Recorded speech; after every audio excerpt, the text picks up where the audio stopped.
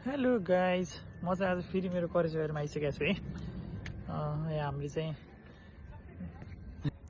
हाम्रो चाहिँ यो बिहान साँझको अफिस टाइम बाहेक है, म यो करेजबारी मेरो जीवन एकदम व्यतीत भइरहेको हुन्छ अहिले चाहिँ हेऱ्यो पछिल्लो समय। म चाहिँ तपाईँहरूलाई मेरो करेजबारीमा के छन् भन्ने सब देखाउँछु है।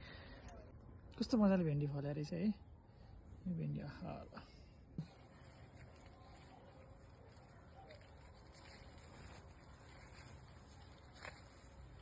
यो खुर्सानी चाहिँ भर्खर हुँदैछ। अब खुर्सानी म तपाईँलाई यो ठुलो भएपछि देखाउँछु है फेरि। ल गाई जस्तो हाम्रो यो घिरौँला यस्तो फल्या है, हाम्रो करेलाहरू छ। अनि यस्तो फल्दैछ करेलाहरू है।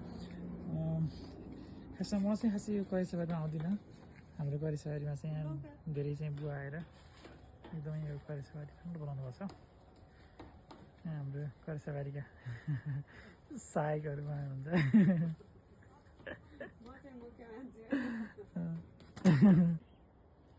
यो लौका चाहिँ अझै खानुपर्छ जस्तो लौका चाहिँ। यो करेजबारीमा आएपछि चाहिँ एकदमै काम गर्न मन लाग्छ है मलाई चाहिँ। र हाम्रो यहाँ गाइजहरू चाहिँ एकदम यो बस्नुहुन्छ कि आएर नि है। यो यहाँ चाहिँ छुट्टै भाइब्स आउँछ।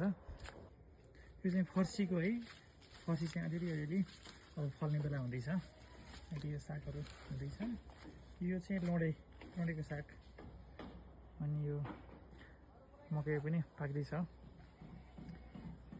अनि उखु त उखु है, उखु खानुपर्ने। यो भोलि आइतबार चाहिँ उखु खानुपर्छ।